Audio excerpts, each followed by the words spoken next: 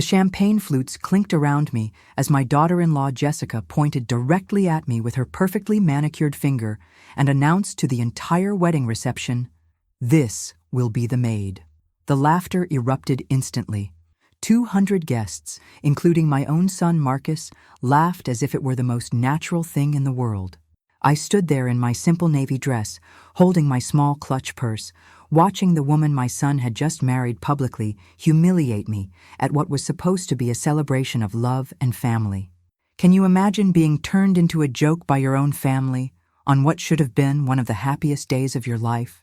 What would you do if the person your child chose to spend their life with decided that your dignity was worth nothing more than a cheap laugh? I remained silent in that moment, my face composed, my hands steady. But I already knew that within the next 24 hours, my response would forever alter the trajectory of not just my relationship with my son, but the entire financial future of everyone who had laughed at me that night. My name is Olivia Kensington. I am 62 years old, and for the past 35 years, everyone who knew me believed I was simply Marcus's devoted mother who had raised him alone after his father's death when he was 12.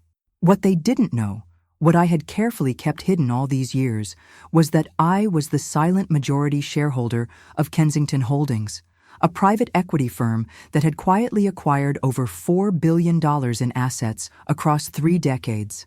I had built an empire while appearing to be nothing more than a widow living modestly in a 2-bedroom apartment, driving a 10-year-old Honda and shopping at discount stores.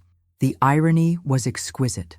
As Jessica continued her performance for the crowd, regaling them with stories about how I would be so useful for cleaning and cooking now that she and Marcus were married, I noticed her father, Richard Hawthorne, standing near the back of the reception hall. He had gone completely pale. His eyes were fixed on me with a recognition that made my carefully hidden smile almost break through my composed facade. Richard Hawthorne, the man whose construction company I had purchased just 6 months earlier through a series of shell companies and legal intermediaries. The man who had no idea that the anonymous investor group that had saved his failing business from bankruptcy was actually the woman his daughter had just labeled as domestic help. Jessica had made one critical mistake that night. She had assumed that because I lived quietly, I lived powerlessly. She had confused humility with helplessness, discretion with destitution. As she continued her show, detailing how I would be earning my keep by maintaining their future household, I began to calculate exactly how much this moment of cruelty was about to cost her family. The wedding photographer captured every moment of Jessica's performance. The videographer recorded every word. And I, Olivia Kensington, stood there absorbing every detail, every laugh, every face of approval in that crowd, knowing that this evidence would become crucial in the days to come. Marcus, my beloved son, the boy I had sacrificed everything for, stood beside his new wife, beaming with pride, not at her accomplishments or her character, but at her ability to put me in what he clearly believed was my proper place. The child I had sent to private schools, whose college tuition I had paid in full, whose every dream I had quietly funded through my hidden wealth, now nodded approvingly as his wife outlined my future role as their unpaid servant. If you're following my story, you should know that what happened next wasn't revenge. It was justice. And justice, when it's been delayed for too long, arrives with compound interest. As the evening wound down and the guests began to leave, Richard Hawthorne approached me slowly, his face a mask of dawning comprehension and growing horror. He stopped just close enough for a private conversation and asked the question that would change everything. "Aren't you the secret billionaire who bought my company?" The silence that followed his words was deafening. Jessica froze mid-laugh. Marcus turned slowly, confusion replacing his earlier smugness. And I, Olivia Kensington, finally allowed myself the smallest, most controlled smile I had worn in 35 years. "Yes," I said quietly, my voice carrying just far enough for my new daughter-in-law to hear. "I am." What happened in that moment wasn't just a revelation. It was the beginning of the most sophisticated financial and legal restructuring that Jessica's family would ever experience. And it all started with a simple truth. Never humiliate someone whose resources you haven't bothered to investigate. Tomorrow, I would begin the process of collecting on 35 years of underestimation. Tonight, I would go home to my modest apartment and plan the most elegant dismantling of arrogance that high society had ever witnessed. The maid, as it turned out, owned the house, and everyone was about to find out what that really meant. I woke up the morning after my son's wedding, feeling something I hadn't experienced in decades: complete freedom. For 35 years, I had carried the weight of a carefully constructed secret, living a double life that required constant vigilance, perpetual humility, and the kind of discipline that most people never develop. But Jessica's public humiliation had changed everything. She had unknowingly given me the gift of liberation. My phone had been ringing since 6 a.m. Richard Hawthorne had clearly spent a sleepless night researching exactly who Olivia Kensington really was, and what he had discovered had sent him into a state of panic that I found deeply satisfying. By 7:30, I had received 12 missed calls from him, 6 from Jessica, and surprisingly, none from Marcus. My son, it seemed, was still processing the implications of what his wife had done. I made my coffee in the same small kitchen where I had prepared thousands of meals, the same space where I had helped Marcus with his homework, where I had celebrated his achievements and comforted him through his failures. The modesty of my surroundings had always been intentional. True power, I had learned early in my business career, was most effective when it remained invisible until the moment it needed to be deployed. The first call I returned was to my attorney, Margaret Chen, a woman who had been managing my legal affairs for over 2 decades. Margaret was one of only 5 people on earth who knew the full extent of my wealth and influence. When I explained the events of the previous evening, her response was immediate and precise. "Olivia, you realize this changes everything," she said. "You can't go back to hiding after this. And frankly, given what that girl put you through, I don't think you should want to." Margaret was right, of course. Jessica had forced my hand in a way that no business competitor or legal adversary ever could. She had made the continuation of my secret impossible by turning my anonymity into a weapon against me. The very discretion that had protected my empire for decades had been transformed into a source of public shame by someone who had never bothered to question why a woman of my obvious intelligence and capability lived so simply. The second call I made was to James Morrison, my private investigator. James had been conducting background checks and corporate intelligence for my company for 15 years, but he had never investigated anyone in my personal life. That was about to change. "James, I need everything you can find on Jessica Marie Hawthorne, now Jessica Kensington. Financial records, credit history, employment background, educational transcripts, social media activity for the past 5 years, and any legal issues or controversies involving her or her immediate family. I need this information within 48 hours. James had worked for enough wealthy clients to know when a request was serious business. "Olivia, can I ask what triggered this level of inquiry?" "She made the mistake of assuming I was powerless," I replied. "People who make that assumption about me tend to discover very quickly how wrong they were." By 10 o'clock that morning, I had received a text message from Jessica that revealed just how little she understood about the situation she had created. "Hi, Olivia," it read, complete with multiple exclamation points and heart emojis. "Marcus and I are so excited for you to start helping us with the house.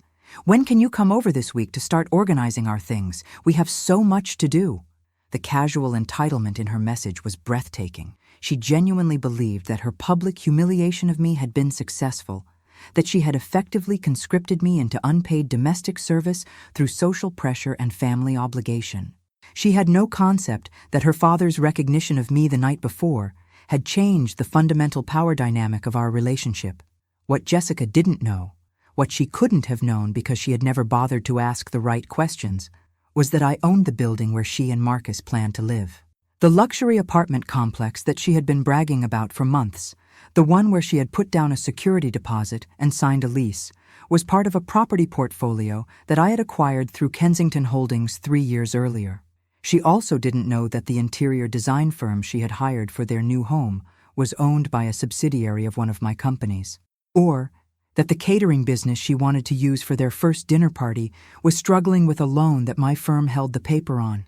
Jessica had unwittingly built her entire new married life on a foundation that I controlled, And she had done it while publicly declaring me unworthy of basic respect.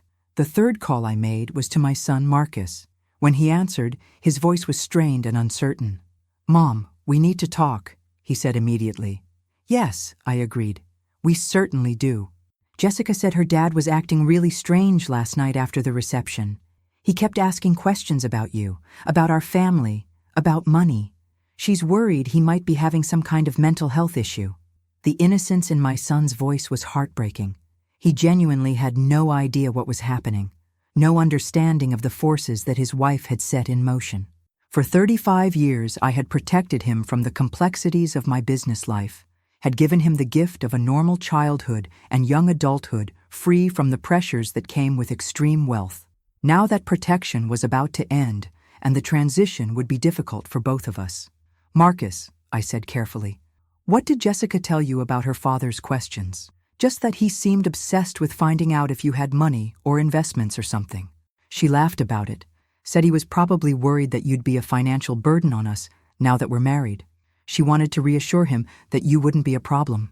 The phrase, "you wouldn't be a problem," echoed in my mind long after I hung up the phone.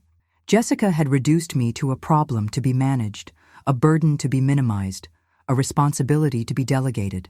She had never once considered that I might be a person with my own resources, my own capabilities, my own power to shape the circumstances of our relationship. By noon, Richard Hawthorne had escalated from phone calls to showing up at my apartment building.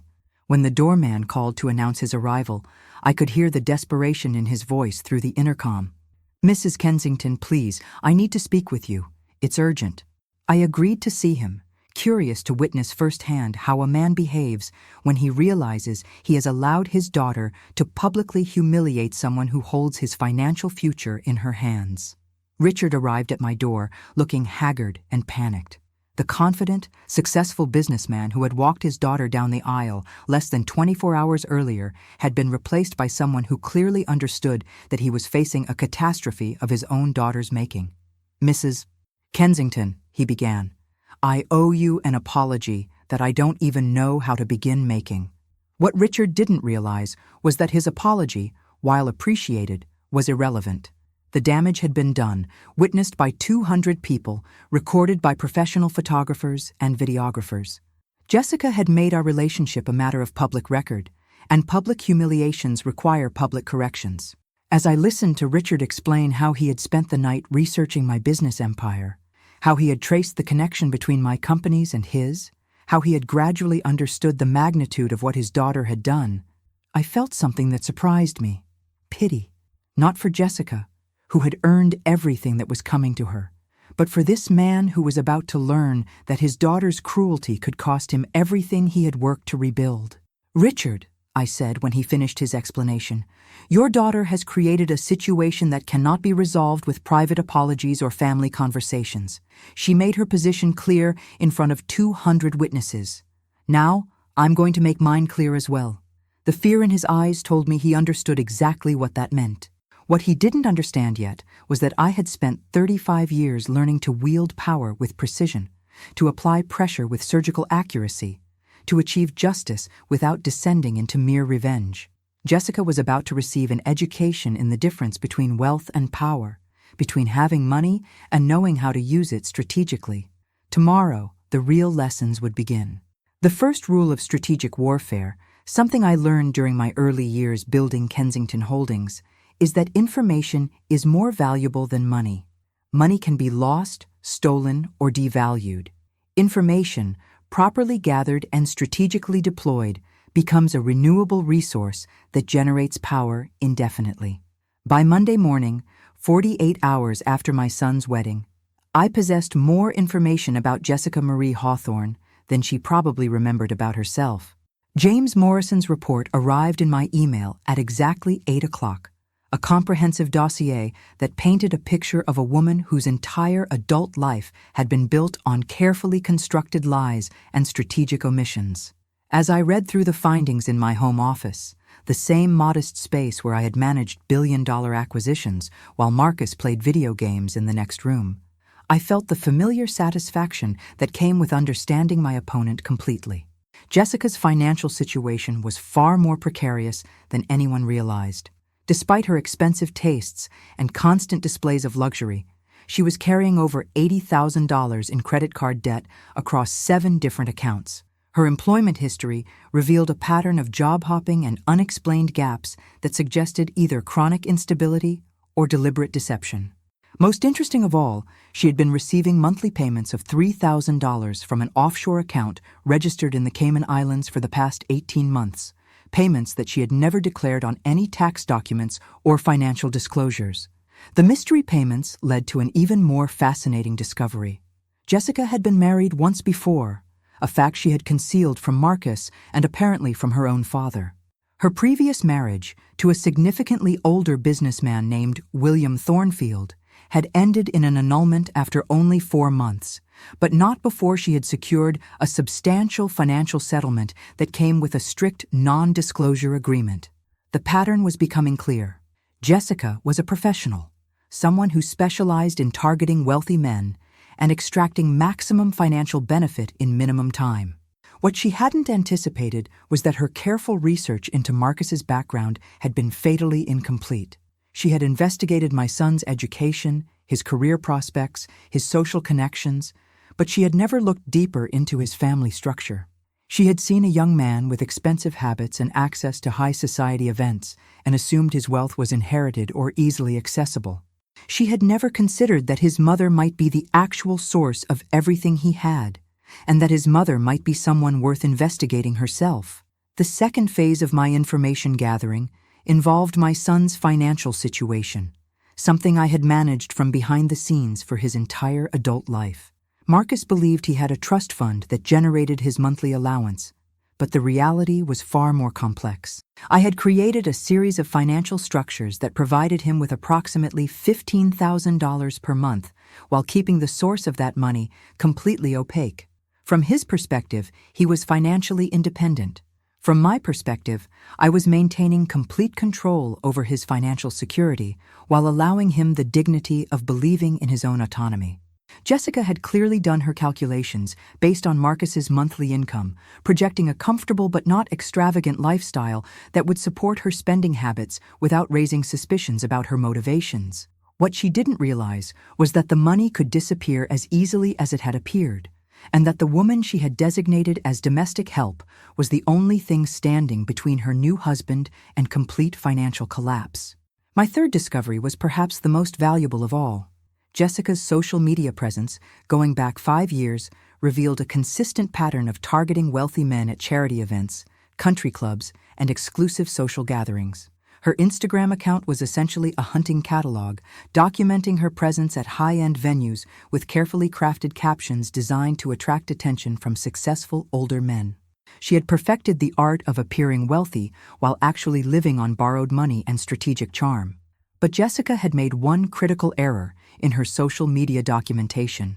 She had posted extensively about her relationship with Marcus, including detailed information about their future plans, her expectations for their married life, and most damaging of all, her opinions about his family.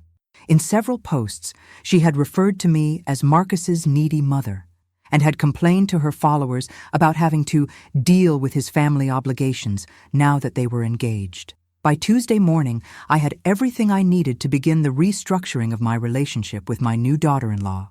The first step was a meeting with Margaret Chen to discuss the legal implications of what I was planning. "Olivia," Margaret said, as she reviewed the investigative report in her downtown office, "you realize this information gives you enough leverage to destroy this woman's marriage, her financial security, and her social reputation simultaneously." "I'm not interested in destruction, Margaret. I'm interested in education. Jessica needs to learn that actions have consequences and that intelligence gathering works both ways." She researched my son's lifestyle, but never bothered to investigate his resources. That was a strategic error that's going to cost her everything she thought she had gained through this marriage. Margaret smiled, the expression of a woman who had spent decades watching me dismantle opponents with surgical precision. "What's your timeline?" "Jessica expects me to begin my duties as their unpaid domestic help this Thursday. I think Thursday would be an excellent day for her to receive a more accurate understanding of our family's financial structure. The beauty of my plan was its elegant simplicity. I wasn't going to expose Jessica's secrets or destroy her marriage through public humiliation.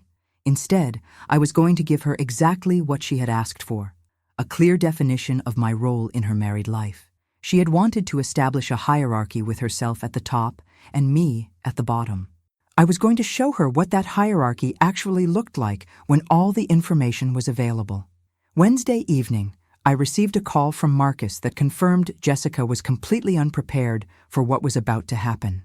"Mom, Jessica's really excited about tomorrow. She's been planning all week, making lists of things she wants help with, organizing projects for the apartment. She keeps talking about how nice it's going to be to have family support now that we're married." The innocent enthusiasm in my son's voice was heartbreaking. He genuinely believed his wife's intentions were generous, that she was excited about building a closer relationship with his family. He had no idea that her excitement was based on her belief that she had successfully manipulated me into accepting a subservient position in their household. "Marcus," I said carefully, "I want you to know that tomorrow is going to be a very important day for all of us.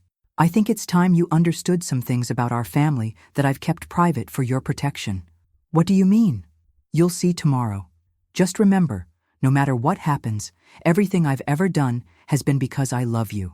Sometimes protecting someone means letting them believe things that aren't quite complete." Thursday morning, I dressed with particular care.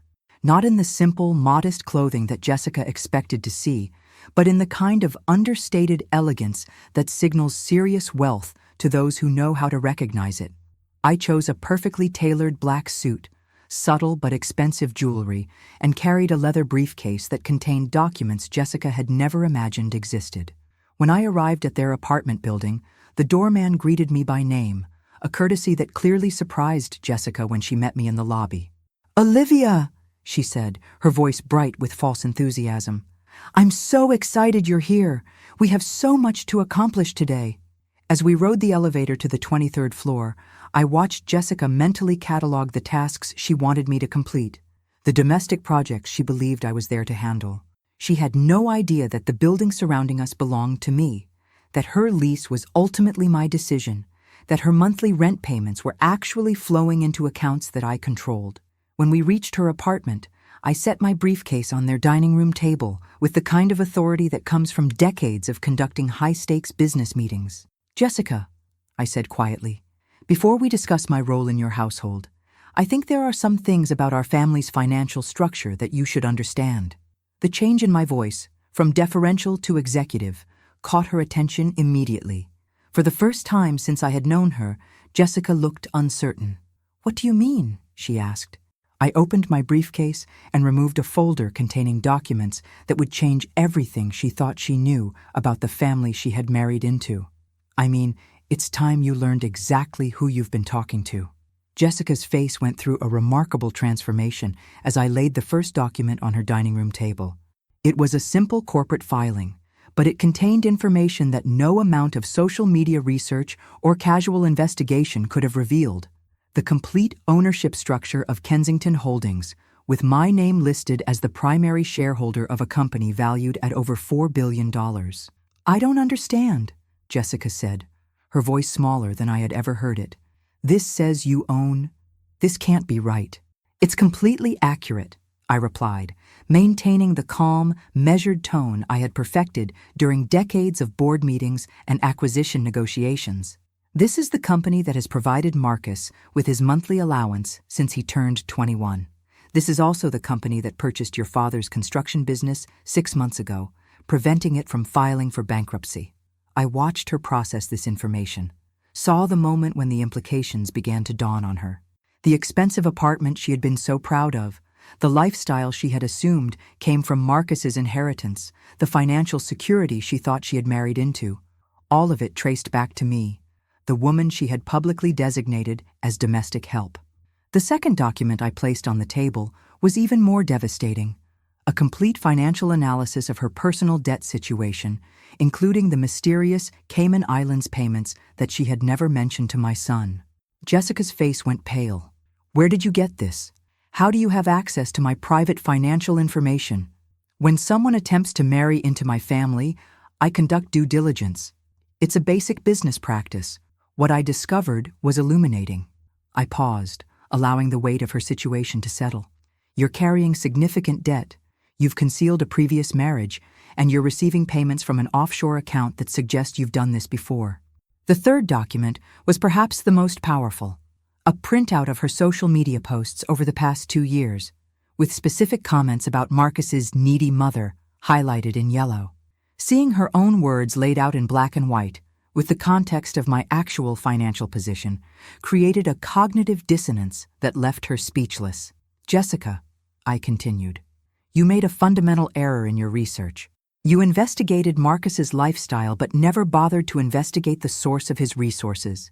You assumed that because I live modestly, I live powerlessly. That assumption is about to cost you everything you thought you had gained through this marriage. She found her voice, but it came out as barely more than a whisper. Marcus doesn't know about any of this, does he? Marcus knows nothing about my business activities. I've spent 35 years protecting him from the complexities of extreme wealth, allowing him to develop his own identity and character without the corrupting influence of inherited money. You, unfortunately, have made that protection impossible to maintain. The beauty of this moment was that I didn't need to threaten Jessica or make demands. The documents on the table spoke for themselves, creating a reality that was far more powerful than any ultimatum I could have delivered.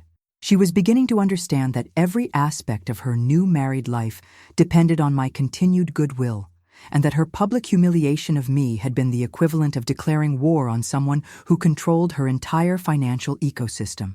"What do you want from me?" she asked, and I heard something in her voice that I had never heard before: genuine fear. "I want you to understand the difference between wealth and power, Jessica. Wealth is having expensive things. Power is controlling the systems that make expensive things possible. You targeted my son because you thought he represented wealth. What you didn't realize is that he represents something far more valuable: access to power." I reached into my briefcase and removed one final document, the most important one of all: a complete analysis of their apartment lease, including clauses and contingencies that she had never bothered to read carefully. "This building belongs to me, Jessica. Your lease is ultimately my decision. The interior design firm you hired is owned by one of my subsidiaries. The catering company you wanted to use is struggling with a loan that my company holds. You've built your entire married life on a foundation that I control, and you did it while publicly declaring me unworthy of basic respect." Jessica sank into one of her dining room chairs, the weight of her situation finally becoming clear. "You're going to destroy me." "No," I said, and my voice carried the authority of someone who had spent decades making decisions that affected thousands of people. "I'm going to educate you. You're going to learn what it means to be part of a family that has real power, and you're going to learn to use that power responsibly. Or you're going to discover that everything you think you have can disappear as easily as it appeared." The fourth revelation came from Marcus himself. As if summoned by the cosmic sense of timing that governs these kinds of confrontations, my son arrived home early from work, walking into an apartment thick with tension and covered with documents that would change his understanding of everything he had believed about his life. "Mom," he said, looking from me to Jessica, to the papers scattered across their dining room table. "What's going on here?" Jessica looked at me with a desperation that was almost pitiful. She understood that whatever happened next would determine not just her financial future, but whether she would be able to maintain the fiction of her marriage. If Marcus learned the truth about her background, her motivations, her previous marriage and ongoing deceptions, the relationship would be over. "Marcus," I said gently, "sit down. It's time you learned some things about our family that I've kept private for your protection." Over the next hour, I explained to my son the reality of our financial situation. I showed him the corporate structures that had provided his monthly allowance, the business empire that had funded his education and lifestyle, the careful planning that had given him the gift of a normal young adulthood while ensuring he would never want for anything. Marcus's reaction was complex and painful to watch. Pride in what his mother had accomplished, mixed with confusion about why it had been kept secret. Gratitude for his privileged life, tempered by questions about his own identity and independence. But underneath it all, I could see him processing the implications of what this meant for his marriage. "Jessica," he said finally, turning to his wife. "Did you know any of this when you married me?" The silence that followed was answer enough. "Did you research my family's finances before we got engaged?" Another silence, even more damaging than the first. "Have you been lying to me about your own financial situation?" This time, Jessica found her voice. "Marcus, I can explain all of this. It's not what it looks like, but it was exactly what it looked like, and we all knew it." Jessica had conducted a calculated campaign to marry into what she believed was wealth, had concealed her own debts and history, and had made the fatal error of publicly humiliating the one person who could expose her deceptions and destroy everything she had worked to achieve. The most beautiful part of this revelation was that I didn't need to be vindictive or cruel. The truth, properly presented, was devastating enough. Jessica's own actions, her own words, her own documented history had created a situation where her marriage could not survive honest communication. As I packed my documents back into my briefcase, preparing to leave them to process what they had learned, I felt something I hadn't experienced in decades: complete satisfaction with a business transaction. Jessica had wanted to establish a hierarchy in our family. She had gotten exactly what she asked for. "Jessica," I said as I prepared to leave, "tomorrow morning, you and I are going to have a conversation about your role in this family. A real conversation between adults who understand exactly where they stand in relation to each other." The fear in her eyes told me she understood that everything had changed, that the power dynamic she thought she had established was actually the opposite of reality. What she didn't understand yet was that I was just getting started. By Friday morning, Jessica had spent an entire sleepless night researching everything she could find about Kensington Holdings and its mysterious founder. What she discovered in those dark hours before dawn was a business empire that stretched far beyond anything she had imagined possible. My company didn't just own buildings and hold construction loans. We controlled a vast network of investments that touched nearly every aspect of the luxury lifestyle she had worked so hard to infiltrate. The restaurants where she had impressed Marcus during their courtship, the exclusive gym where they had met, the art gallery where they had their engagement photos taken, all of these belonged to properties or businesses that ultimately traced back to my holdings. Jessica had unknowingly built her entire relationship with my son within an ecosystem that I had created and controlled. When she arrived at my apartment that morning, punctual for the first time since I had known her, Jessica looked like a woman who had finally grasped the magnitude of her situation. Gone was the confident socialite who had publicly humiliated me at her wedding. In her place stood someone who understood that she had declared war on an adversary whose resources she had never bothered to investigate. "Mrs. Kensington," she began, and the formality in her voice was a stark contrast to the casual presumption she had shown just days earlier. "Olivia is fine, Jessica. We're family, after all." I gestured for her to sit in my modest living room, the same space where I had made billion-dollar decisions while maintaining the appearance of ordinary middle-class life. "I assume you spent last night learning about my business activities." "I had no idea," she said, and for the first time I heard genuine honesty in her voice. "I researched Marcus. I looked into his education, his social connections, his lifestyle, but I never thought to investigate his family's background. I made assumptions." "You made assumptions based on appearances," I corrected. "You saw a woman who lived simply and dressed modestly, and you concluded that I was financially dependent on my son's generosity. That was a strategic error that has placed you in an extremely vulnerable position." What Jessica didn't know, what my overnight research had revealed, was that her situation was far more precarious than even I had initially understood. The mysterious Cayman Islands payments weren't just evidence of a previous financial arrangement. They were part of an ongoing legal settlement that could be revoked if certain conditions weren't met. Her concealed first marriage hadn't ended in a simple annulment.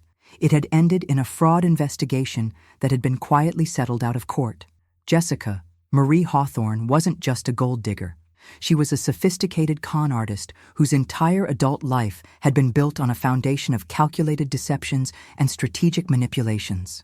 The woman my son had married was someone who had spent years perfecting the art of targeting wealthy men, extracting maximum financial benefit, and disappearing before the full extent of her deceptions could be discovered. "Jessica," I said, opening a new folder of documents that had arrived from James Morrison just an hour earlier, I need to ask you about William Thornfield. The color drained from her face completely. What about William? Your first husband. The marriage you never mentioned to Marcus. The fraud investigation. The settlement agreement that's still generating those monthly payments to your Cayman account. Jessica's hands began to shake. How do you know about William? I know about William because I make it my business to know about anyone who enters my family. What I discovered is that you've done this before, Jessica. You've made a career out of targeting wealthy older men, gaining their trust, accessing their resources, and then extracting financial settlements when the relationships end. Marcus isn't your first mark. He's just your most recent one. The evidence was overwhelming and undeniable. William Thornfield had been 67 years old when he married 28-year-old Jessica. Their marriage had lasted exactly 4 months before he discovered that she had been systematically draining his accounts and had attempted to add her name to several of his property deeds without his knowledge. The annulment had been granted, but only after Jessica had secured a settlement that included monthly payments in exchange for her silence about certain aspects of their relationship. There were others before William, weren't there? I continued. Other men who were charmed by your beauty and intelligence, who believed they had found someone who loved them for who they were rather than what they owned. Jessica's composure finally cracked. You don't understand. I never hurt anyone. I never took anything that wasn't freely given. These men wanted to take care of me. They wanted to provide for me. I just accepted what they offered. You accepted what they offered after carefully researching their financial situations, after deliberately targeting them at venues where wealthy people gather, after constructing elaborate deceptions about your own background and motivations. That's not acceptance, Jessica. That's fraud. The most damaging piece of evidence was a series of emails between Jessica and a woman named Caroline Winters, messages that revealed the existence of an entire network of women who shared information about wealthy targets, who coached each other on manipulation techniques, who celebrated successful acquisitions, and warned about men who had become suspicious of their intentions. Jessica wasn't working alone. She was part of a sophisticated operation that treated wealthy men like business opportunities to be exploited. Does Marcus know about Caroline Winters and your little support group? I asked. Does he know that your entire relationship with him was planned and executed with advice from other women who specialize in targeting wealthy men? It wasn't like that, Jessica protested, but her voice lacked conviction. I fell in love with Marcus. It became real. You fell in love with Marcus's lifestyle. You fell in love with his monthly allowance and his social connections and his apparent financial security. The man himself was always secondary to what you believed he could provide for you. The tragedy of Jessica's situation was that she had actually targeted the wrong person. Marcus had no independent wealth, no trust fund, no inheritance waiting for him. Everything he had came from me, and everything I had was under my complete control. By marrying my son, Jessica had gained access to nothing except my goodwill, and she had destroyed that goodwill on her wedding night with a moment of cruel arrogance that had exposed her true character to everyone who mattered. What do you want from me? Jessica asked, echoing the question she had posed the day before, but with a desperation that hadn't been present then. I want you to understand that your career as a professional gold digger is over, I replied. You've made the mistake of targeting a family that has real power, real resources, and real knowledge about how people like you operate. You can choose to become an honest person who builds a genuine relationship with my son, or you can choose to continue your deceptions and face the consequences of trying to defraud someone who controls your entire financial ecosystem. The choice I was offering Jessica wasn't really a choice at all. She could attempt to maintain her marriage by being honest with Marcus about her background, her motivations, and her history of targeting wealthy men. Or she could continue her deceptions and watch as I systematically dismantled every aspect of the life she had built through manipulation and fraud. If I tell Marcus the truth, she said quietly, he'll leave me. If you don't tell Marcus the truth, I will. And when I tell him, I'll have documentation to support every claim I make. The choice isn't whether he learns about your history, Jessica. The choice is whether he hears it from you or from me. What Jessica was beginning to understand was that she had stumbled into a situation that was far more complex than her usual targets. She wasn't dealing with a lonely widower or a naive older man who could be easily manipulated. She was dealing with a woman who had spent decades building and protecting a business empire, someone who understood strategy and leverage and the patient application of financial pressure. The most beautiful aspect of this confrontation was that I hadn't needed to threaten Jessica or make ultimatums. I had simply presented her with the truth about her situation and allowed her to draw her own conclusions. She was trapped by her own deceptions, cornered by her own history, and facing consequences that were entirely of her own making. As I prepared to conclude our meeting, I placed one final document on the coffee table between us. A comprehensive financial analysis showing exactly how much of her new married life depended on my continued cooperation and support. "You have until Sunday to decide how you want to handle this situation," I told her. "You can confess everything to Marcus and hope that honest love can overcome a foundation built on lies. Or you can maintain your deceptions and discover what happens when you try to defraud someone who has spent 35 years learning how to protect what's theirs." The fear in Jessica's eyes was now mixed with something else, the dawning recognition that she had finally encountered someone who was more intelligent, more resourceful, and far more dangerous than she had ever imagined possible. Sunday was going to be a very interesting day.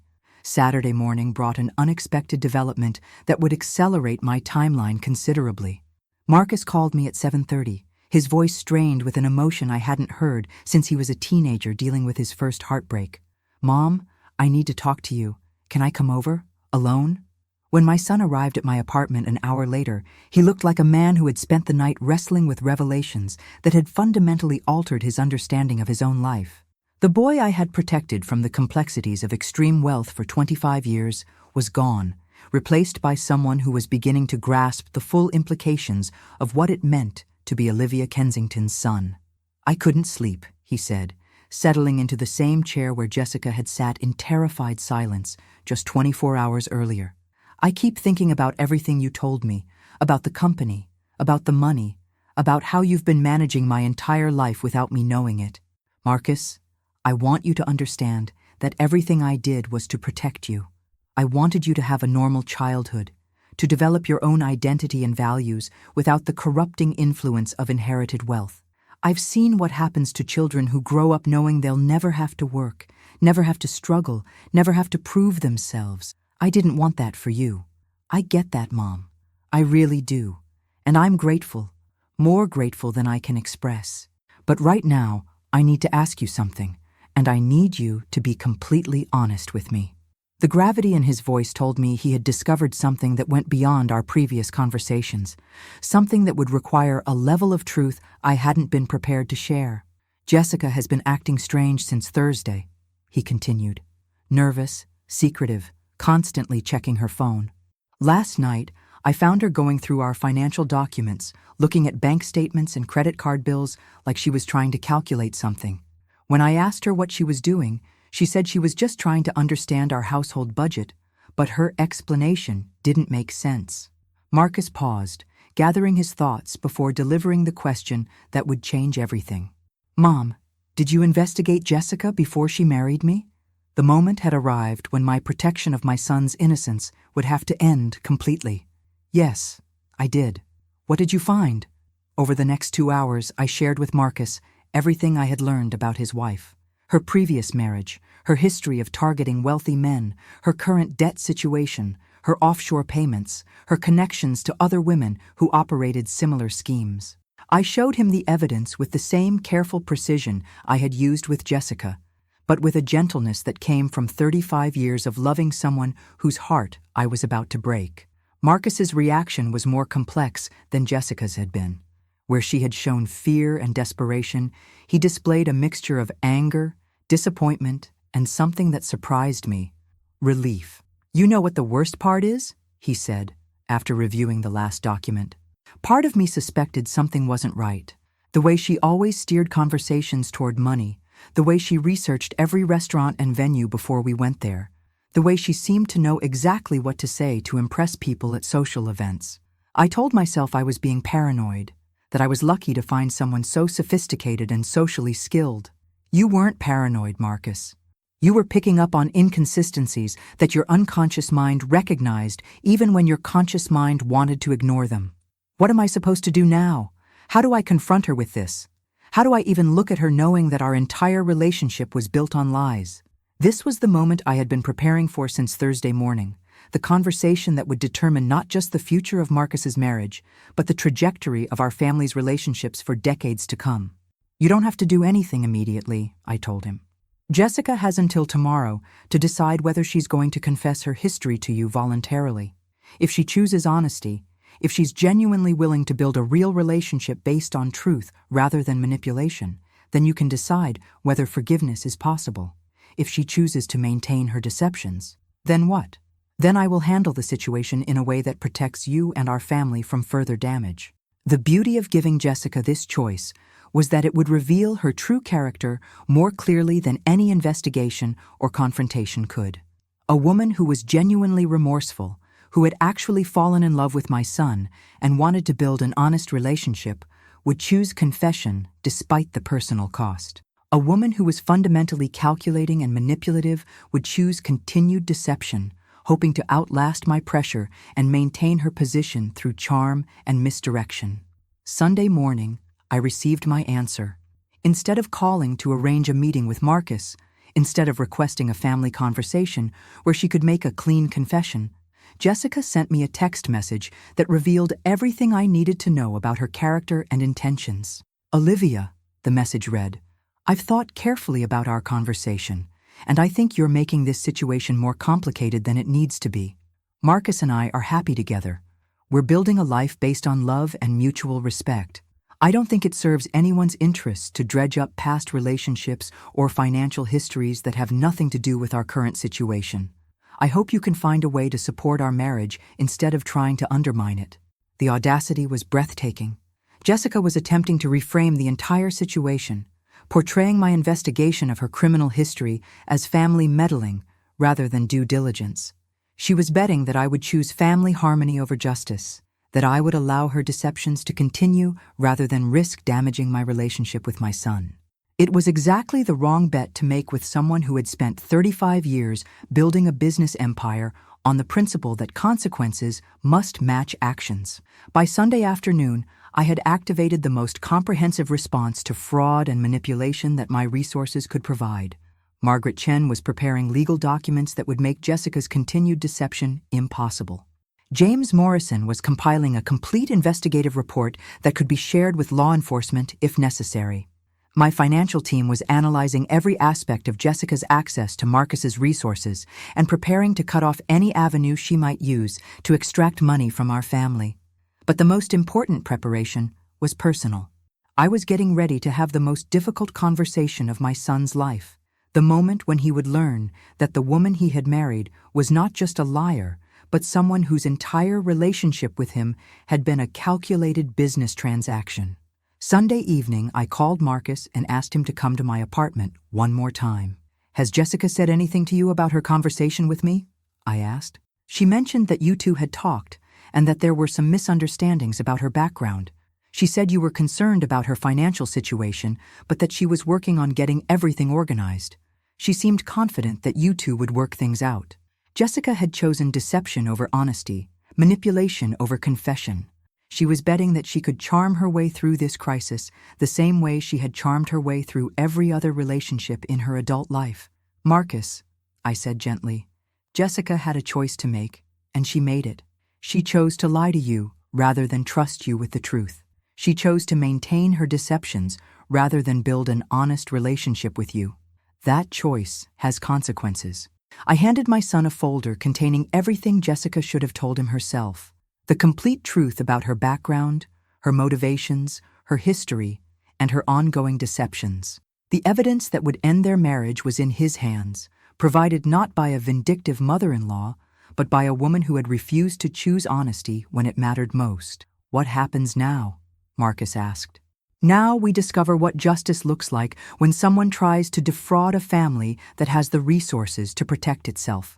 The education of Jessica Marie Hawthorne was about to enter its final phase. Monday morning marked the beginning of what I privately called Operation Clarity, a systematic dismantling of Jessica's carefully constructed deceptions that would demonstrate the difference between having money and understanding how to wield power strategically. The plan I had spent the weekend developing was elegant in its simplicity. I would give Jessica exactly what she had asked for, but with complete transparency about the terms and conditions. Margaret Chen arrived at my apartment at 8 o'clock sharp, carrying documents that would restructure every aspect of Jessica's access to our family's resources. As my attorney for over 2 decades, Margaret understood that my approach to problems was always surgical rather than brutal, precise rather than overwhelming. "Olivia," she said, spreading the papers across my dining room table, "these documents will essentially create a firewall between Jessica and any future access to Marcus's financial support. If she wants to continue this marriage, she'll do so with complete knowledge of exactly what she's choosing." The first document was a comprehensive prenuptial agreement, retroactively applied, that would clarify the financial arrangements of Marcus and Jessica's marriage. Since Jessica had entered the marriage under false pretenses, concealing her debt situation and her history of targeting wealthy men, the agreement would establish new terms that reflected the actual circumstances of their relationship. Under the new arrangement, Jessica would have no claim to any assets that predated their marriage, no access to Marcus's monthly allowance except through a joint account that I would monitor, and no ability to make financial commitments on behalf of their household without my explicit approval. Most importantly, the agreement included clauses that would void these protections entirely if she continued to receive unexplained payments from offshore accounts or maintained any undisclosed financial relationships. The second document was even more powerful, a complete audit of Jessica's financial situation that would be presented to Marcus as part of a formal family financial planning session. The audit revealed not only her debts and hidden payments, but also the sophisticated network of women who had coached her through her relationship with my son. Caroline Winters and her associates were about to discover that their latest protégé had targeted the wrong family. "Margaret," I said, reviewing the final versions of our legal strategy, "I want you to understand that this isn't about revenge. This is about creating a situation where honest relationships are possible and dishonest ones become unsustainable. I've been watching you handle complex situations for 20 years, Olivia. You've never been vindictive. You've always been strategic. This feels like the same approach you'd use with any business relationship that had been built on false premises." By 10 o'clock, I had made 3 phone calls that would begin the process of educating Jessica about the real consequences of trying to defraud someone with actual power. The first call was to the property management company that handled her apartment building, requesting a complete review of their lease agreement and an assessment of whether the tenants were in compliance with all building policies and financial obligations. The second call was to the interior design firm Jessica had hired, informing them that the client's financial situation had changed dramatically and that any future work would need to be approved and paid for through different arrangements. The designer, who had been expecting a substantial commission from their project, was suddenly faced with the possibility that her client might not be able to honor their financial commitments. The third call was the most significant. I contacted William Thornfield, Jessica's previous husband, to inform him that his former wife had remarried without disclosing their previous relationship or the ongoing financial settlement that resulted from their annulment. William, it turned out, had been wondering for months whether Jessica was honoring the non-disclosure clauses of their agreement. Learning that she had concealed their entire relationship from her new husband constituted a material breach of their settlement terms. By noon, Jessica's carefully constructed world was beginning to unravel in ways she couldn't yet understand. Her phone was ringing with calls from the design firm requesting immediate payment for work already completed. The building management office had left a voicemail requesting a meeting to discuss irregularities in tenant financial documentation. Most ominously, she had received a certified letter from William Thornfield's attorney requesting an immediate conference regarding material breaches of settlement agreement terms. The beauty of this approach was that I hadn't attacked Jessica directly or made any threats. I had simply removed the protective layers of secrecy and misdirection that had allowed her deceptions to flourish. When people operate in darkness, bringing them into the light is often the most effective form of justice. Marcus called me at 2 o'clock, his voice tight with stress and confusion. "Mom, something weird is happening. Jessica's been getting calls all day from people demanding money, asking about paperwork, wanting to schedule meetings about things I've never heard of. She's acting panicked, like she's been caught in some kind of lie, but she won't explain what's going on."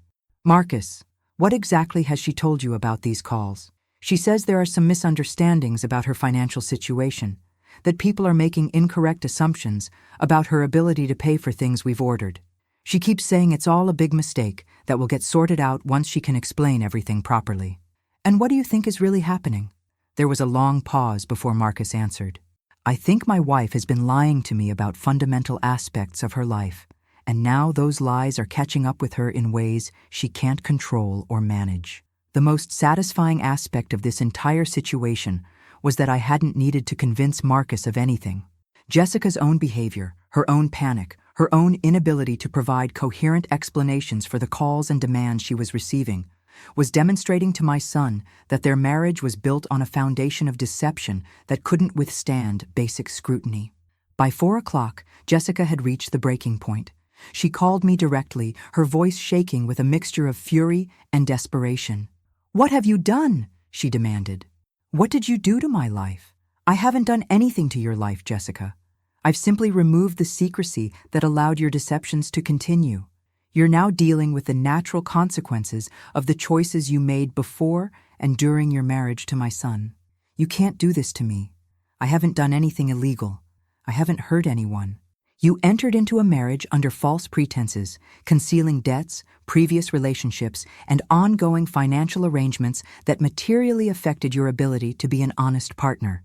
You've been receiving coaching from other women who specialize in targeting wealthy men.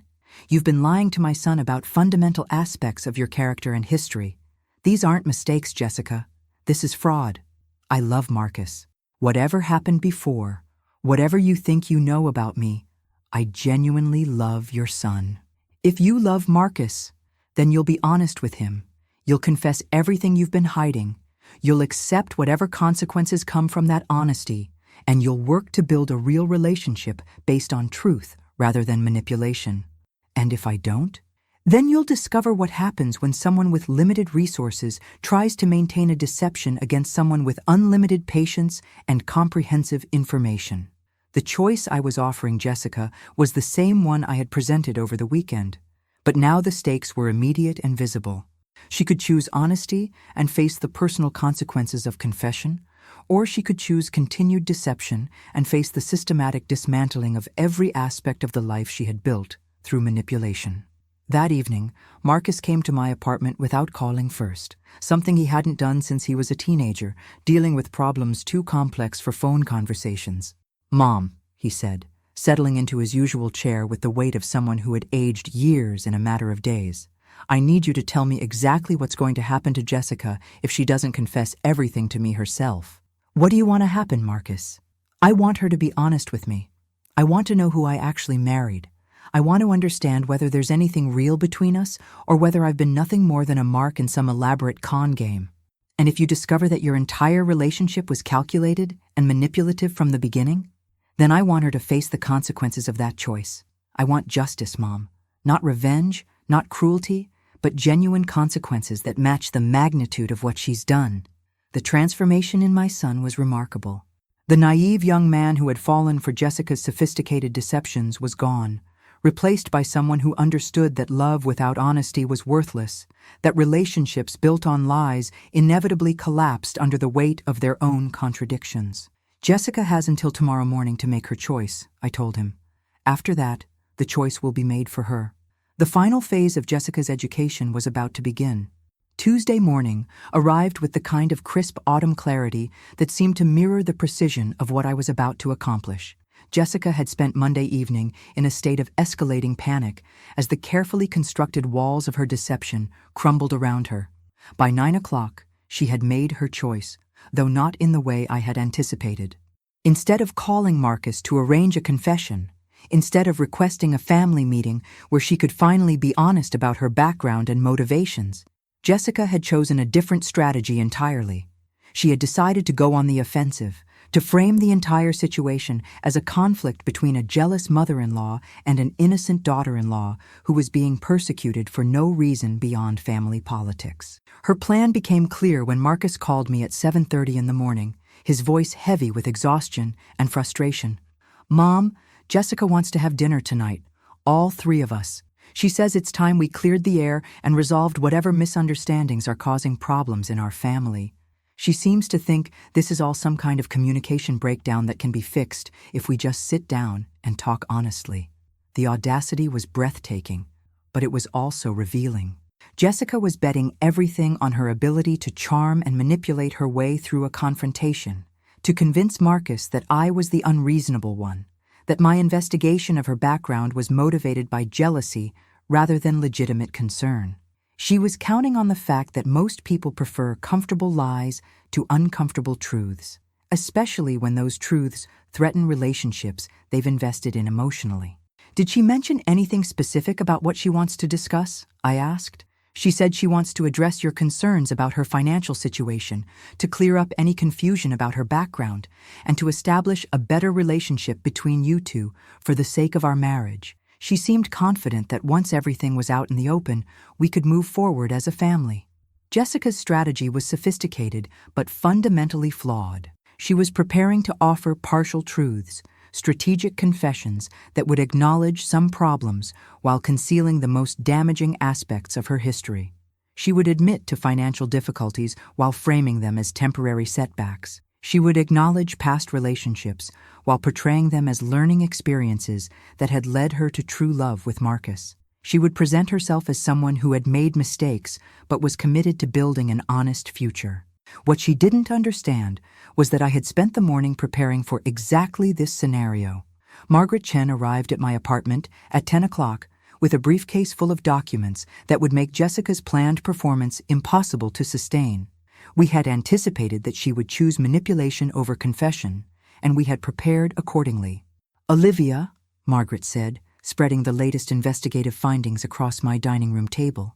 "James Morrison's final report arrived this morning. What he discovered goes beyond anything we discussed previously. The new information was devastating in its completeness.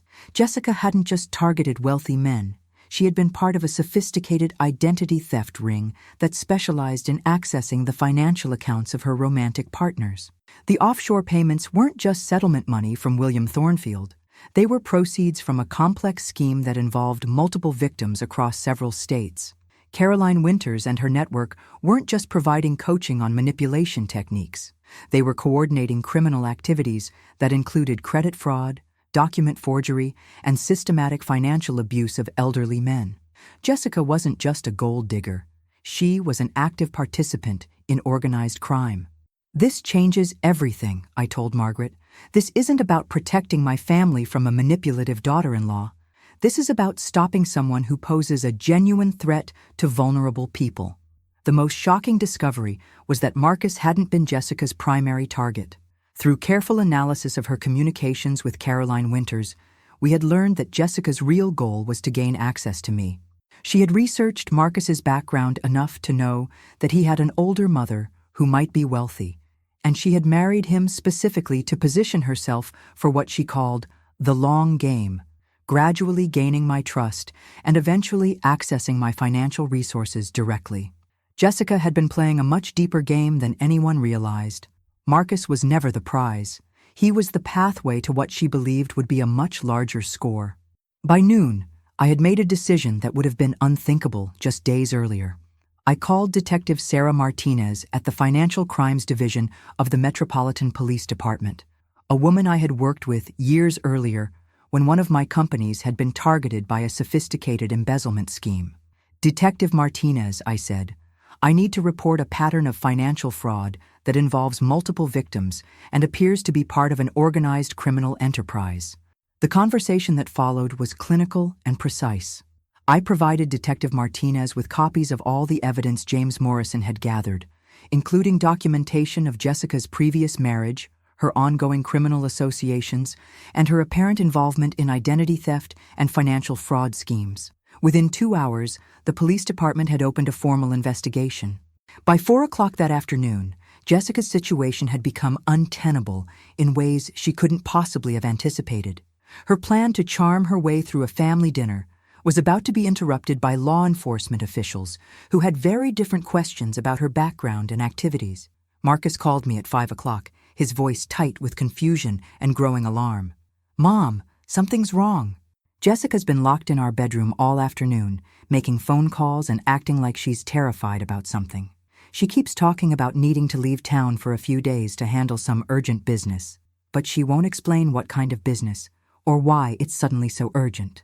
"Marcus," I said gently, "I think Jessica has realized that her situation has become more serious than she anticipated. I think she's beginning to understand that some problems can't be solved through charm and manipulation." "What exactly did you do?" I turned over evidence of criminal activity to law enforcement officials who are trained to handle these kinds of situations. Jessica's problems go far beyond lying to you about her background, Marcus. She's been involved in activities that have hurt other people, vulnerable people who trusted her the same way you did.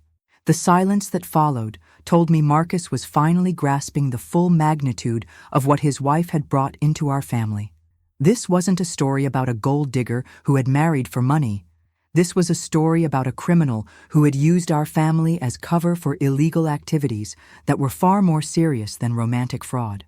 At 6 o'clock, Detective Martinez called to inform me that Jessica had attempted to leave the country using a passport under a different name, but had been detained at the airport when her identification was flagged by federal authorities.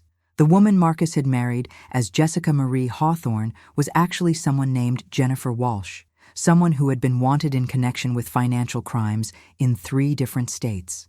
The dinner meeting Jessica had requested would not be taking place. Instead, she would be spending the evening in federal custody while investigators determined the full extent of her criminal activities and the number of victims she had targeted over the years. Marcus arrived at my apartment at 7 o'clock, his face pale with shock and disbelief.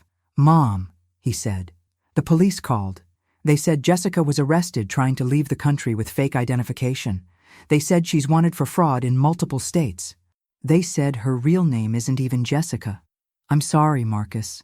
I'm sorry you had to learn about your wife's true character this way. I'm sorry I couldn't protect you from this pain." "Don't apologize, Mom.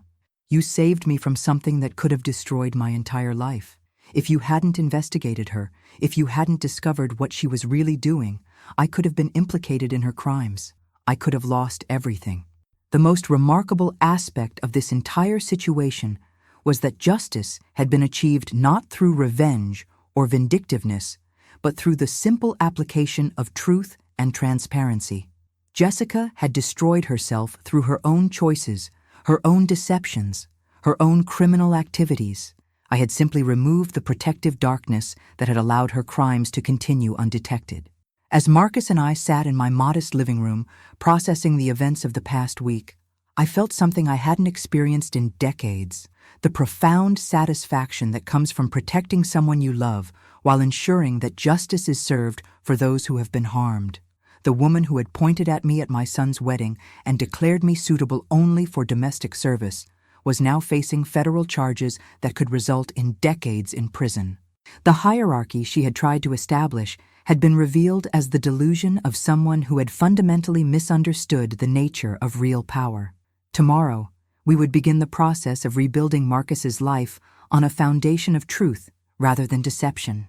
Tonight, we would simply be grateful that some kinds of justice, when they finally arrive, are both swift and absolute. The federal courthouse on Wednesday morning was a temple of institutional justice, all marble columns and soaring ceilings that seemed designed to remind everyone present that the law operates on a scale far grander than individual ambition or personal deception. I sat in the gallery during Jessica's arraignment, not out of vindictiveness, but from a sense of completion that required witnessing the final chapter of her elaborate fraud. Marcus had chosen not to attend. The man who had married Jessica Marie Hawthorne 3 weeks earlier was still processing the reality that his wife was actually Jennifer Walsh, a career criminal whose romantic relationships had been nothing more than sophisticated business ventures designed to exploit wealthy men. The psychological whiplash of discovering that every intimate moment of his marriage had been calculated and false was something that would take months, perhaps years, to fully understand.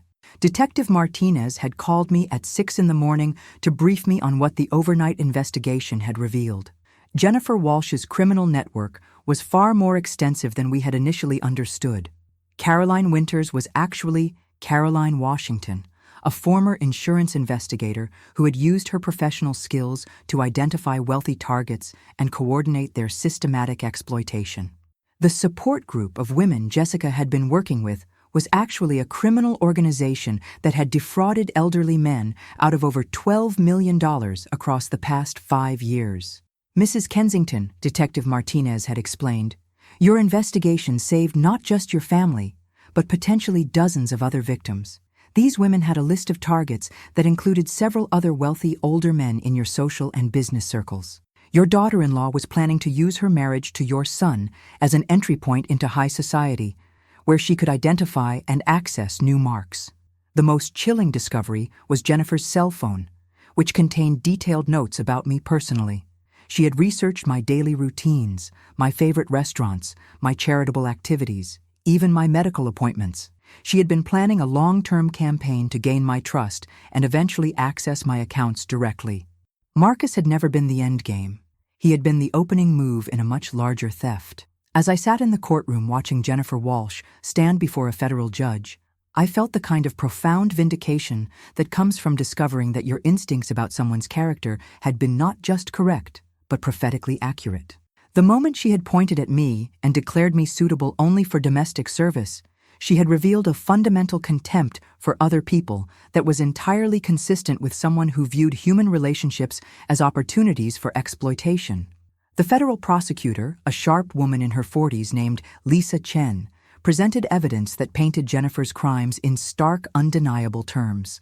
Bank records showing systematic theft from elderly men. Forged documents used to access accounts and change beneficiaries. Communication logs revealing coordination with other criminals. Most damaging of all, recorded phone conversations where Jennifer had laughed about her victim's vulnerability and discussed strategies for extracting maximum money in minimum time. Jennifer's attorney, a public defender who looked overwhelmed by the scope of his client's alleged crimes, attempted to argue that she was merely a woman who had made poor romantic choices and had been manipulated by more sophisticated criminals. The argument was pathetic and doomed from the start. The evidence against Jennifer was comprehensive, undeniable, and documented by her own electronic communications. When the judge asked Jennifer if she understood the charges against her, multiple counts of wire fraud, identity theft, conspiracy to commit financial crimes, and money laundering, her response was barely audible. Yes, Your Honor. The woman who had commanded attention at her wedding, who had held court among 200 guests while publicly humiliating me, was now a diminished figure in an orange jumpsuit, facing the possibility of spending the next 20 years in federal prison. The transformation was complete and irreversible. But the most significant moment of the morning came when the prosecutor mentioned my role in uncovering Jennifer's crimes. Your Honor, this case was brought to our attention by Mrs. Olivia Kensington, whose thorough investigation of suspicious activity potentially prevented additional victims from being targeted. Mrs. Kensington's diligence and civic responsibility have made it possible for law enforcement to dismantle a criminal organization that had been operating successfully for several years. The judge looked directly at me in the gallery. Mrs. Kensington, would you please stand? I rose, feeling the weight of every person in that courtroom, recognizing that the modest older woman they saw before them had been instrumental in bringing down a sophisticated criminal enterprise. Mrs. Kensington, the judge continued, the court acknowledges your contribution to this investigation and commends your commitment to protecting other potential victims. Your actions demonstrate the kind of civic engagement that makes our justice system effective. As I sat down, I caught Jennifer's eye for the first time since her arrest. The defiant woman who had tried to manipulate her way through our confrontations was gone, replaced by someone who finally understood that she had targeted the wrong family, challenged the wrong person, and underestimated the wrong opponent. Jennifer Walsh was remanded to federal custody pending trial. Her bail was set at $2 million, an amount that her criminal proceeds couldn't cover after law enforcement had frozen her accounts and seized her assets. She would remain in prison until her trial, and given the overwhelming evidence against her, that trial would almost certainly result in a lengthy sentence. After the hearing, Detective Martinez approached me in the courthouse corridor. "Mrs. Kensington, I want you to know that this case is going to have implications far beyond your family's situation. We've identified at least 15 other victims, mostly elderly men who were targeted by this organization. Your investigation has given us the evidence we need to seek justice for all of them. Detective Martinez, I want you to understand that this was never about revenge. This was about protecting my son and ensuring that someone who had hurt other people faced appropriate consequences for their actions. Ma'am, I've been working financial crimes for 12 years. I can tell the difference between someone seeking revenge and someone seeking justice. What you did was justice." As I left the courthouse that morning, I felt something I hadn't experienced since the night of Marcus's wedding: complete peace. The woman who had tried to humiliate me, who had attempted to defraud my family, who had caused pain to vulnerable people across multiple states, was now facing the full weight of the legal system she had spent years manipulating and evading. But more importantly, my son was free. Free from a marriage built on lies, free from the influence of someone who viewed him as nothing more than a pathway to wealth, free to rebuild his life on a foundation of honesty and genuine relationships. Marcus was waiting for me when I returned home, sitting in my living room with a cup of coffee and the expression of profound gratitude mixed with lingering shock. "Mom," he said as I sat down beside him, "I keep thinking about that moment at the wedding when she pointed at you and said you'd be the maid." Everyone laughed, I laughed, and now I realize that she was revealing exactly who she was in that moment, and we were too blind to see it. Marcus, people reveal their character through how they treat those they believe have no power to affect them. Jennifer believed I was powerless, so she felt free to be cruel. What she didn't understand is that real power often chooses to remain invisible until the moment it needs to be used. What happens now? How do I move forward from something like this? You learn from it. You trust your instincts when something feels wrong. You remember that genuine love doesn't require deception, that real relationships are built on truth rather than manipulation. And you forgive yourself for being victimized by someone who was very skilled at what they did. The education of Jennifer Walsh was complete. She had learned, too late, that underestimating people is dangerous, that cruelty has consequences, and that justice, when it finally arrives, is both swift and absolute. Tomorrow would begin the process of healing. Today was about acknowledging that sometimes, when bad people target good families, the good families win. The true magnitude of what we had uncovered became clear over the following weeks, as Detective Martinez's investigation expanded into what the FBI would eventually classify as one of the most sophisticated romance fraud operations in recent history. What had begun as my personal investigation into my son's wife had evolved into a federal case that would ultimately protect hundreds of potential victims and recover millions of dollars in stolen assets. 3 weeks after Jennifer Walsh's arraignment, I received a call that I hadn't anticipated. William Thornfield, Jennifer's first husband, wanted to meet with me in person to express his gratitude and to share information that would help other victims understand how the criminal network had operated. William arrived at my apartment on a Thursday afternoon, a distinguished man in his early 70s who carried himself with the careful dignity of someone who had survived a profound betrayal and lived to warn others about similar dangers. Over tea in my living room, he told me a story that was both heartbreaking and illuminating. "Mrs. Kensington," he began, "when I married Jennifer 3 years ago, I thought I was the luckiest man alive. She was beautiful, intelligent, attentive to my needs, genuinely interested in my life and work. For 4 months, I believed I had found someone who loved me for who I was, rather than what I owned." William's experience had followed the same pattern as Marcus's relationship, but with devastating financial consequences. Jennifer had systematically gained access to his accounts, had forged his signature on documents transferring property ownership, and had even attempted to change his will to make herself the primary beneficiary. "The worst part wasn't the money she stole," William continued. "The worst part was discovering that every moment of intimacy, every conversation about our future together, every expression of love had been calculated and false. She had studied my psychological profile the way a scientist studies a laboratory specimen.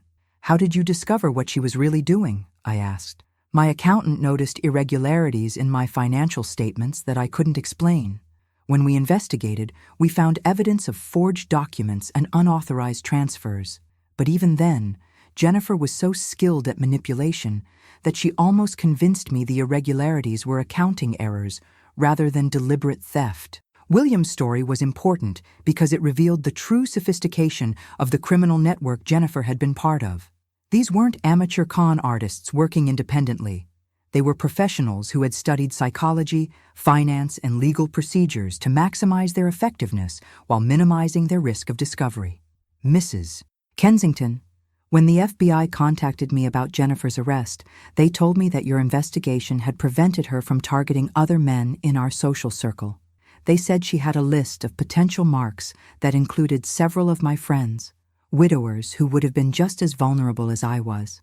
The ripple effect of Jennifer's arrest continued to expand in unexpected directions. Caroline Washington, the ringleader of the criminal organization, had been arrested in Miami while attempting to flee to South America. Her arrest had led to the discovery of a sophisticated money laundering operation that involved shell companies, offshore accounts, and corrupt financial advisors who had helped the criminal network hide their proceeds. Detective Martinez called me regularly to update me on the progress of the investigation and to request my assistance in understanding how Jennifer had planned to exploit my family's resources. "Mrs. Kensington," she explained during one of these calls, "Jennifer's phone contained detailed research about your business activities, your charitable contributions, even your personal routines. She had been planning a multi-year campaign to gain your trust and eventually access your accounts. Your son's monthly allowance was just the beginning of what she hoped to steal from your family." The most disturbing discovery was Jennifer's victim profile system, a detailed psychological analysis she had conducted of potential targets that included information about their emotional vulnerabilities, their social connections, their financial habits, and their susceptibility to different types of manipulation. She had treated human exploitation as a scientific discipline, perfecting her techniques through careful study and systematic application. But the investigation also revealed something that gave me profound satisfaction. Jennifer's fundamental misunderstanding of my character and resources had doomed her scheme from the very beginning. She had researched my modest lifestyle and concluded that I was financially dependent on my son's generosity, never considering that my apparent lack of wealth might be a deliberate choice rather than an unfortunate circumstance. Marcus had been attending therapy sessions to help him process the psychological trauma of discovering that his marriage had been built on comprehensive lies. His therapist, Dr. Sarah Kim, had recommended that he view his experience not as a personal failure, but as victimization by someone who specialized in exploiting good people's trust and generosity. "Mom," Marcus told me during one of our weekly dinners, "Dr. Kim says that Jennifer's ability to deceive me doesn't reflect poorly on my judgment. She says that when someone spends years perfecting techniques for exploiting human emotions, even intelligent people can be fooled.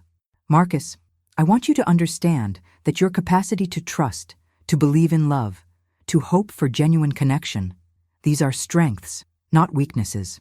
Jennifer's ability to exploit those qualities doesn't diminish their value. It demonstrates her fundamental emptiness and moral corruption."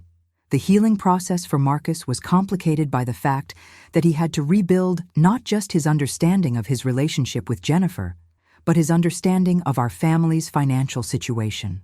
Learning that he had spent his entire adult life supported by wealth he hadn't known existed was almost as disorienting as discovering that his wife had been a criminal. "I keep wondering," he said, "how many other things about my life aren't what I thought they were? If you could hide $1 billion business empire for 35 years, what else don't I know? Marcus, everything else about our relationship has been genuine. I hid my business activities to protect you, to give you the gift of a normal life where you could develop your own identity and values. But my love for you, my pride in your accomplishments, my commitment to your happiness, none of that was ever hidden or false." 6 weeks after Jennifer's arrest, I received a call from federal prosecutor Lisa Chen requesting my presence at a victim impact hearing where other men who had been defrauded by Jennifer's network would have the opportunity to address the court before sentencing. The hearing was both heartbreaking and empowering. 12 elderly men, ranging in age from 62 to 84, testified about how Jennifer and her associates had systematically exploited their loneliness, their desire for companionship, their hope for love in the later stages of their lives. The financial losses totaled over $8 million, but the emotional damage was incalculable. When my turn came to address the court, I spoke not as a victim, but as someone who had been fortunate enough to have the resources and knowledge necessary to stop a predator before she could cause additional harm. "Your Honor," I said, "Jennifer Walsh targeted my family because she believed we represented easy access to significant wealth. What she didn't understand is that real wealth comes with real responsibility. The responsibility to protect not just ourselves, but other people who might be vulnerable to the same kinds of exploitation." The investigation that led to Jennifer's arrest wasn't motivated by revenge or personal animosity. It was motivated by the recognition that someone who would publicly humiliate a family member, who would build a marriage on comprehensive lies, who would view human relationships as opportunities for theft, that person represented a genuine danger to our community. I hope that Jennifer's conviction and sentence will serve not just as punishment for her crimes, but as a warning to other people who believe they can exploit the trust and generosity of others without facing serious consequences. As I left the courthouse that day, I felt the profound satisfaction that comes from seeing justice delivered with precision and proportionality. Jennifer Walsh had received a sentence of 18 years in federal prison, with restitution requirements that would consume any assets she had hidden from investigators. The woman who had pointed at me at my son's wedding and declared me suitable only for domestic service was now facing nearly 2 decades behind bars, her criminal network dismantled, her victims protected, her future defined by the consequences of her own choices. But more importantly, the ripple effect of her exposure had protected countless other potential victims from experiencing the kind of devastation that William Thornfield and the other men had endured. Sometimes justice isn't just about punishing the guilty. It's about preventing future harm to innocent people. The education of Jennifer Walsh was complete. The protection of my family was absolute.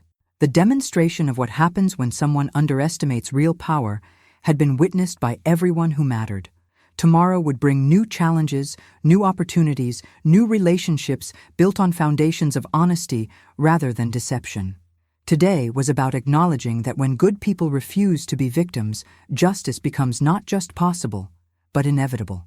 6 months after Jennifer Walsh's sentencing, my life had settled into a rhythm that was both familiar and completely transformed. The careful secrecy that had defined my existence for 35 years was gone, replaced by a transparency that had brought unexpected freedoms and new responsibilities. Marcus had moved back into my building, taking a larger apartment 2 floors above mine, and our relationship had evolved into something deeper and more honest than I had ever imagined possible. The most remarkable change was in how I moved through the world. For decades, I had cultivated anonymity as a form of protection, carefully maintaining the appearance of modest means while building an empire that touched nearly every aspect of high society in our city. Now, with my identity as Olivia Kensington of Kensington Holdings fully public, I found myself invited into conversations and circles that had previously been closed to the woman everyone had assumed was simply Marcus's widowed mother. The irony was exquisite. Jennifer's attempt to publicly humiliate me had inadvertently elevated me to a social status that money alone could never have purchased. The story of how a simple widow had single-handedly exposed and dismantled a sophisticated criminal network had become legendary in the circles where wealthy people gathered to discuss their security concerns and family protection strategies. Margaret Chen had been fielding calls for weeks from other families requesting the kind of comprehensive background investigations that had saved my son from Jennifer's deceptions. What had begun as a personal crisis had evolved into a new division of my business empire, Kensington Security Services, specializing in protecting wealthy families from the sophisticated predators who targeted their resources and emotions. "Olivia," Margaret said during one of our monthly strategic planning meetings, "you've accidentally created a market for something that wealthy people desperately need, but didn't know how to ask for. The demand for your investigative services is extraordinary. The first client we accepted was William Thornfield, who wanted comprehensive background checks conducted on 3 women who had approached him at charity events since Jennifer's arrest. All 3 women, it turned out, had connections to other romance fraud networks, and our investigation had prevented William from becoming a victim for the second time. "Mrs. Kensington," William told me when we delivered our findings, "you didn't just save your own family. You've given people like me hope that we don't have to choose between loneliness and victimization. We can pursue genuine relationships while protecting ourselves from predators." But the most profound transformation was in Marcus himself. The young man who had been content to live on his monthly allowance without questioning its source had become someone genuinely interested in understanding business, finance, and the responsibilities that came with significant wealth. He had enrolled in graduate courses in business administration and had begun working part-time at Kensington Holdings, learning the empire that would someday be his to manage. "Mom," he said during one of our weekly dinners, "I realize now that your protection of me from wealth was also preparation for wealth. You gave me the chance to develop character and values before I understood the power that would eventually be available to me. Marcus, that was always my hope. I wanted you to be someone who could handle significant resources responsibly, someone who understood that wealth is a tool for creating positive change rather than just personal comfort." The conversation that followed was one of the most important of our lives. Marcus had been thinking about Jennifer's victims, about the elderly men who had been exploited by someone they trusted, about the vulnerability that comes with loneliness and the desire for human connection. "I want to do something meaningful with the resources I'll inherit," he said. "I want to create programs that protect elderly people from financial fraud, that help them build genuine social connections, that address the isolation that makes them targets for predators like Jennifer." The foundation we established 6 months later, the Marcus Kensington Institute for Elder Protection, became our family's most meaningful contribution to addressing the social problems that had made Jennifer's crimes possible. The Institute funded research into elder fraud prevention, supported counseling services for victims of romance scams, and created social programs designed to reduce the isolation that made elderly people vulnerable to exploitation. But perhaps the most satisfying development was learning about Jennifer's experience in federal prison. Through Detective Martinez, who maintained contact with various sources in the correctional system, I learned that Jennifer's attempts to manipulate guards and other inmates had been spectacularly unsuccessful. Her skills at exploiting lonely, wealthy men translated poorly to an environment where everyone understood manipulation and where status was determined by very different criteria. "Mrs. Kensington," Detective Martinez told me during one of our periodic updates, "Jennifer Walsh has discovered that her abilities are highly specialized and completely useless in an environment where people have nothing to lose and no romantic vulnerability to exploit. She's serving her sentence as just another inmate, with no special privileges and no ability to charm her way into better treatment." The woman who had commanded attention at wedding receptions and charity galas was now just prisoner number 472911019, facing 15 more years of anonymity and powerlessness. The hierarchy she had tried to establish at Marcus's wedding had been completely inverted, with devastating permanence. A year after Jennifer's sentencing, I received an unexpected letter from Caroline Washington, the ringleader of the criminal network, who was serving a 25-year sentence in a different federal facility. The letter was a masterpiece of attempted manipulation, expressing remorse for her crimes while subtly requesting my assistance in appealing her conviction. "Mrs. Kensington," she wrote, "I want you to know that I deeply regret the pain and suffering that our organization caused to your family and to the other victims of our crimes. I have spent my time in prison reflecting on the harm we caused and genuinely working to become a better person. I am writing to ask if you might consider providing a character reference for my appeal, as someone who has seen the positive changes I am trying to make in my life. I believe that your voice would carry significant weight with the appellate court." The audacity was breathtaking. Caroline Washington, even from federal prison, was still attempting to manipulate wealthy people into helping her escape the consequences of her crimes. I showed the letter to Marcus, who read it with the kind of analytical detachment that demonstrated how much his understanding of human psychology had matured. "Mom," he said, "she's still doing it. Even in prison, even after being convicted of defrauding millions of dollars from elderly men, she's still trying to run cons on people she thinks might be useful to her. Marcus, people like Caroline Washington and Jennifer Walsh don't change. They adapt their techniques to new environments, but their fundamental character remains the same. This letter isn't evidence of redemption.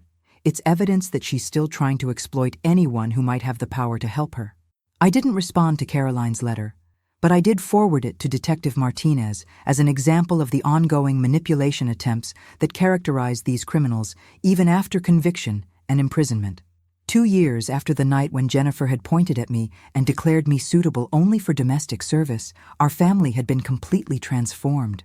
The modest widow, who had been publicly humiliated at her son's wedding, was now recognized as one of the most influential businesswomen in the city. The naive young man who had been targeted by a sophisticated criminal was now leading groundbreaking efforts to protect other vulnerable people from similar exploitation. But the most important transformation was personal. Marcus and I had built a relationship based on complete honesty, shared responsibility, and mutual respect. The secrets that had once separated us had been replaced by collaboration that made us both stronger and more effective.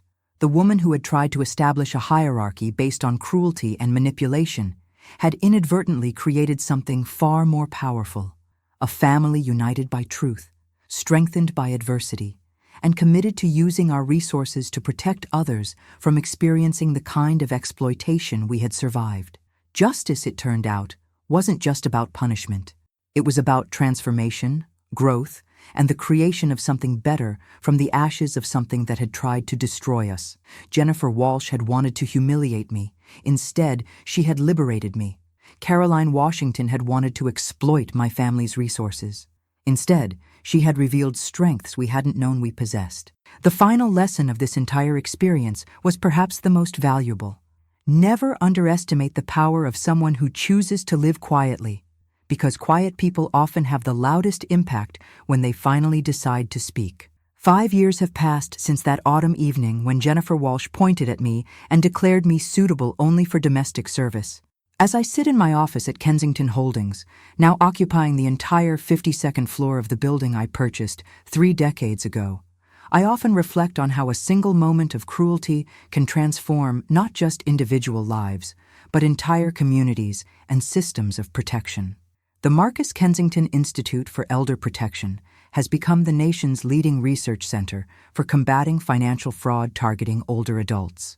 Our programs have prevented over $200 million in losses, protected thousands of potential victims, and fundamentally changed how law enforcement agencies investigate romance scams and elder abuse. What began as my son's desire to honor Jennifer's victims has evolved into a lasting legacy that will protect vulnerable people for generations to come.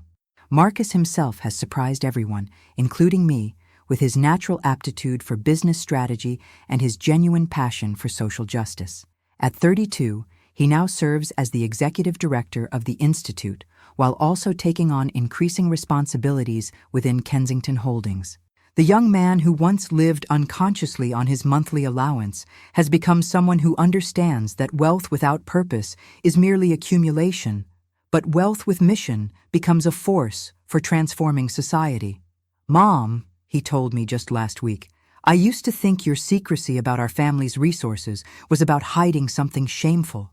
Now I understand it was about waiting for the right moment to use that power responsibly. Jennifer's attack on you wasn't just the revelation of our wealth. It was the moment when that wealth found its true purpose." The impact of our experience extended far beyond our family. Detective Martinez has become a nationally recognized expert on romance fraud, frequently testifying before Congress about the sophisticated criminal networks that target elderly Americans. The investigation techniques we developed to expose Jennifer's network have been adopted by law enforcement agencies across the country. Margaret Chen has transformed our family's legal challenges into a new practice area, representing other wealthy families who have been targeted by sophisticated con artists. Her success in protecting our interests has made her one of the most sought-after attorneys in the country for high-net-worth individuals facing similar threats. James Morrison's investigative firm has expanded into a full-service security company that specializes in protecting wealthy families from the kind of systematic exploitation that Jennifer had attempted. The techniques he developed to research Jennifer's background have become the industry standard for comprehensive due diligence in high-stakes personal relationships. But the most profound legacy of our experience has been the transformation of how wealthy families think about security and vulnerability. Before Jennifer's case became public, most wealthy people focused on protecting their physical safety and their financial assets. What they hadn't considered was the need to protect their emotional vulnerabilities from sophisticated predators who specialized in exploiting human needs for connection and companionship. The Kensington Protocol, as it has become known in security circles, provides a comprehensive framework for wealthy families to protect themselves from romance fraud while still maintaining the ability to form genuine relationships. The protocol includes background investigation procedures, gradual financial disclosure strategies, and psychological support systems that help people distinguish between authentic romantic interest and calculated manipulation. Jennifer Walsh herself has become an unintentional case study in the long-term consequences of professional manipulation. Prison records indicate that she has been unable to maintain relationships with other inmates, guards, or prison administrators because her automatic response to every interaction is to attempt manipulation and exploitation. The skills that made her successful as a criminal have rendered her incapable of forming any genuine human connections, even in an environment where such connections would significantly improve her quality of life. Caroline Washington died in federal prison 2 years ago, reportedly from complications related to diabetes that she had concealed from prison medical staff in an attempt to manipulate her way into better health care. Even in life-threatening circumstances, she had been unable to abandon the deceptive strategies that had defined her entire adult existence. The other members of their criminal network have experienced various fates, but none have successfully reintegrated into society after their releases. Their fundamental inability to form honest relationships has left them isolated and struggling, unable to build the social connections that make productive lives possible. William Thornfield has become one of my closest friends, a relationship built on mutual respect and shared understanding of how manipulation can masquerade as love. At 77, he has found genuine companionship with a woman whose background we thoroughly investigated and whose character has proven authentic over 3 years of careful courtship. Their relationship demonstrates that protective vigilance and romantic hope can coexist successfully. Olivia, William told me recently, Jennifer's assault on your dignity at Marcus's wedding was the beginning of justice for all of her victims. Your refusal to accept humiliation quietly probably saved dozens of other men from experiencing what I went through. The wedding venue where Jennifer had publicly humiliated me has become an ironic symbol of transformation. I purchased the property 2 years ago and converted it into a training center for law enforcement officers who specialize in financial crimes against elderly victims. The same ballroom where 200 guests had laughed at my supposed unsuitability for anything beyond domestic service now hosts conferences where experts from around the world share strategies for protecting vulnerable people from sophisticated predators. The most unexpected development has been my emergence as a public speaker and advocate for elder protection. The woman who had spent 35 years cultivating anonymity now regularly addresses conferences, congressional hearings, and academic symposiums about the intersection of wealth, vulnerability, and exploitation. My story has become a case study in how apparent powerlessness can conceal actual strength and how the right response to cruelty can create lasting positive change. Last month, I received an invitation that brought our entire journey full circle. The Federal Bureau of Investigation asked me to serve on their newly created Elder Fraud Prevention Advisory Board, a position that would allow me to help shape national policies for protecting older Americans from financial exploitation. Mrs. Kensington, the FBI director wrote in his invitation letter, your personal experience with sophisticated romance fraud, combined with your business expertise and your family's commitment to victim advocacy, makes you uniquely qualified to help us develop more effective strategies for preventing these crimes. As I consider accepting this appointment, I often return to the fundamental question that has guided every decision since Jennifer's attack. How can we transform personal pain into protection for others who might face similar threats? The answer, I have learned, is through the patient application of truth, resources, and determination to ensure that justice extends beyond individual cases to systemic change that protects entire communities. Jennifer Walsh wanted to establish a hierarchy based on cruelty and manipulation.